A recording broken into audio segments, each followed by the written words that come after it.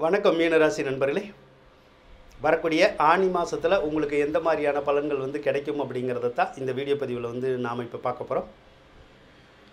முதலாவதாக ராகு பகவானை பார்ப்போங்க. ராகு பகவான் உங்களுடைய ராசியில் தான் இருக்கார். ராகு பகவான் ராசியில் இருக்கிற போது சில தடங்கல்களை கொடுப்பார். ஏதாவது ஒரு காரியத்தை செஞ்சோம்னா டக்குன்னு செய்ய விட மாட்டார், கொஞ்சம் லேட் பண்ணி செய்ய விடுவார். அதனால் ஒரு காரியத்துக்கு 2-3 தடவை அலைய வேண்டியது வரும், 2-3 தடவை முயற்சி பண்ண வேண்டியது வரும். அப்படி 2-3 தடவை முயற்சி பண்ணிங்கன்னா எந்த ஒரு காரியமும் உங்களுக்கு நடக்கும் அப்படின்னு சொல்லலாம்.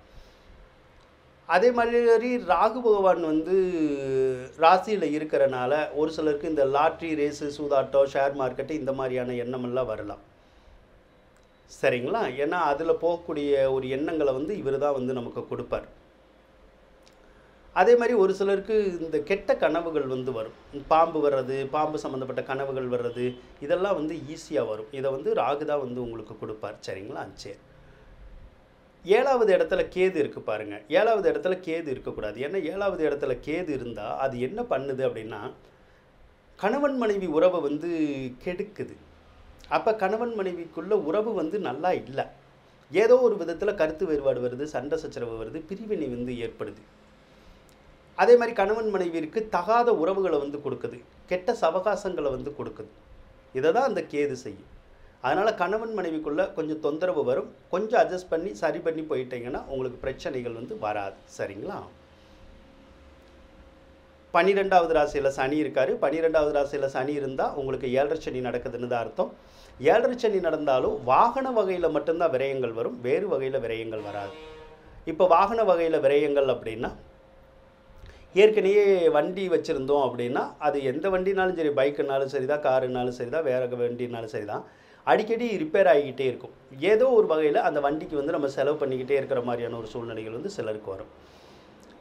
ஒரு சிலருக்கு புதுசாக வண்டி வாகனங்கள் வாங்குகிற மாதிரியான சூழ்நிலை வரும். அப்போ பழைய வண்டியை கொடுத்துட்டு கூட ஒருத்தர் புது வண்டி வாங்குவாங்க. அப்படி வாங்கணுன்னா வாங்கிக்கலாம். சரிங்களா? சரி. அதே மாதிரி இந்த வாகன தொழில் செய்கிறாங்கல்ல, அவங்களுக்கு கொஞ்சம் சிரமங்கள் இருக்கும். ஏன்னா இது வாகனத்தினால விரயங்களை கொடுக்கக்கூடிய கிரகம். அப்போ வாகன தொழில் செஞ்சால் அதில் லாபங்கள் நமக்கு கிடைக்காது. அப்போ வாகன தொழிலில் நமக்கு கொஞ்சம் சிரமங்கள், சிக்கல்கள் இருக்கும். நீங்கள் கொஞ்சம் அட்ஜஸ்ட் பண்ணி அனுசரித்து தான் நீங்கள் போக வேண்டிய சூழ்நிலை வரும்.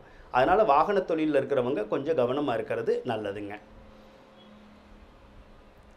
2வது இடத்துல செவ்வாய் இருக்குது பாருங்கள். 2வது இடத்துல செவ்வாய் இருக்கிறது உங்களுக்கு நல்லது. ஏன் அப்படின்னா அதுதான் தனஸ்தானம்.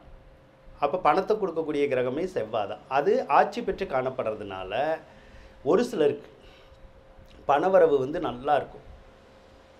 வேலை கிடைக்காதவங்களுக்கு வேலை கிடைச்சி பணம் வரும், தொழில் இல்லாதவங்களுக்கு தொழில் கிடைச்சி பணம் வரும். ஒரு சிலருக்கு சம்பள உயர்வு, பதவி உயர்வு இதெல்லாம் கிடைக்கிறதுக்கான சாத்தியக்கூறுகள் இருக்கும்.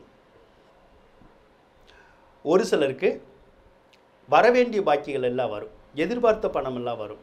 பேங்க் லோனு, மற்றது கடன், அது இதெல்லாம் ஈஸியாக கிடைக்கும். ஆக பொருளாதார சூழ்நிலை அப்படிங்கிறது ரொம்ப நல்லா இருக்கும். ஒரு சிலருக்கு கடன் காட்சியெல்லாம் கொடுக்கக்கூடிய யோகங்கள் இருக்கும், கடன் அடையும் ஈஸியாக. ஒரு சிலருக்கு காவல்துறையில் வேலை கிடைக்கலாம், அல்லது பூமி சம்மந்தப்பட்ட துறையில் வேலை கிடைக்கலாம். சிலருக்கு மருத்துவம் சார்ந்த துறை இருக்கு இல்லையா, அதில் எல்லாம் வேலை கிடைக்கிறதுக்கான சாத்தியக்கூறுகள் இருக்குது அப்படின்னு சொல்லலாம். கொடுத்த வாக்குறுதியை ஈஸியாக காப்பாற்றலாம். நாணய நம்பிக்கை கெட்டு போகாமல் பாதுகாக்கிறதுக்கான ஒரு சாத்தியக்கூறு இப்போ இருக்கதா செய்யுது. குரு பகவானை பொறுத்தளவுக்கு உங்களுடைய ராசி அதிபதி 10ஆம் அதிபதி தான். குரு பகவான் நார்மலாக தான் இருக்கார். அப்போ வேலை தொழிலில் பிரச்சனைகள் வராது. அப்போ வேலை இல்லாதவங்களுக்கு வேலை கிடைக்கும், தொழில் இல்லாதவங்களுக்கு தொழில் கிடைக்கும். அப்போ தொழிலும் நல்லா இருக்கும் அப்படிங்கிற மாதிரி தான் இருக்குது. குரு 3வது இடத்துல இருந்தால் இளைய சகோதர சகோதரிகளுக்கு நல்ல வாழ்க்கை கிடைக்கும். அவங்களோட நல்ல அந்யோன்யம் ஏற்படுறதுக்கான ஒரு வாய்ப்புகள் கிடைக்கும் அப்படின்னு நம்ம சொல்லலாம். குரு பகவான் 3வது ராசியில் இருக்கிறதுனால நல்ல நல்ல தகவல்கள், செய்திகள் எல்லாம் நமக்கு சேரும் அப்படின்னு இருக்குது. அதே மாதிரி நல்ல வெற்றி வாய்ப்புகள் கிடைக்கும். எடுத்த காரியத்தில் நம்ம நல்லா ஜெயிக்கலாம். 4வது இடத்துல சூரிய பகவான் இருக்கார். 4வது இடத்துல சூரியன் இருக்கிறது நல்லது. அரசாங்க காரியங்களுக்கு நல்லது. சிலருக்கு அரசாங்க வேலைகள் கிடைக்கும். ஒரு சிலருக்கு அரசாங்கத்தில் ஏதாவது சர்டிஃபிகேட் வாங்குறது அந்த மாதிரி வேலைகள் நடக்கும். ஒரு சிலருக்கு அரசாங்கத்தில் உதவிகள் கிடைக்கும். ஏதோ ஒரு வழியில் அரசாங்க அதிகாரிகளை சந்திக்கலாம், அரசியல்வாதிகளை சந்திக்கலாம், சில காரியங்களை அதன் மூலமாக சாதிக்கிறதுக்கான வாய்ப்புகள் வந்து உங்களுக்கு கிடைக்கும்.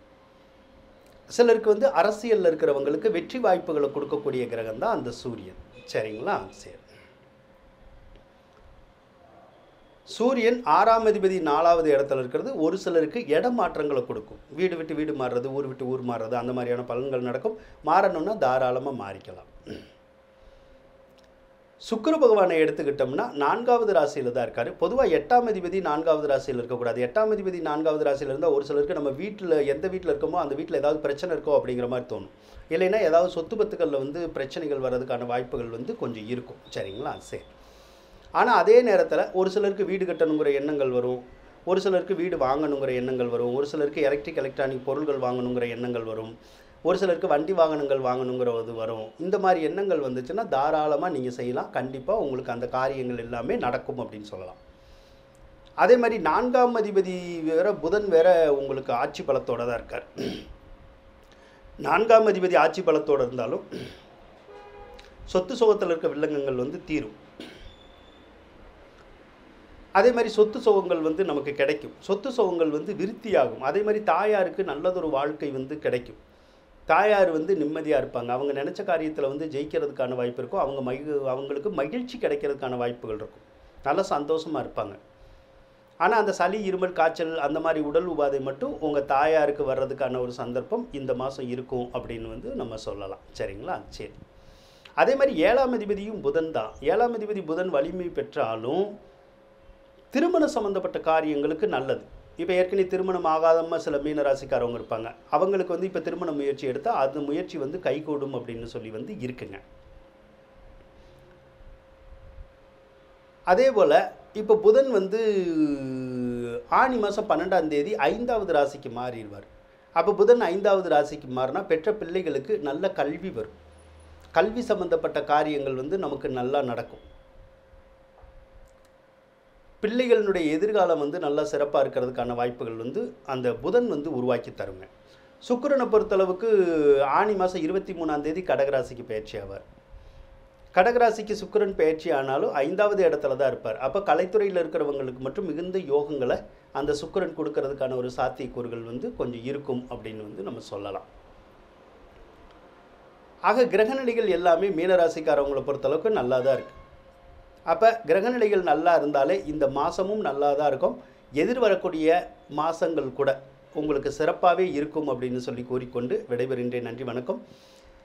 மீன ராசிக்காரவங்களுக்கு இந்த வீடியோ பிடிச்சிருந்தால் லைக் பண்ணுங்கள், ஷேர் பண்ணுங்கள், மறக்காமல் சப்ஸ்கிரைப் பண்ணுங்கள். நன்றி மீனராசி நண்பர்களே.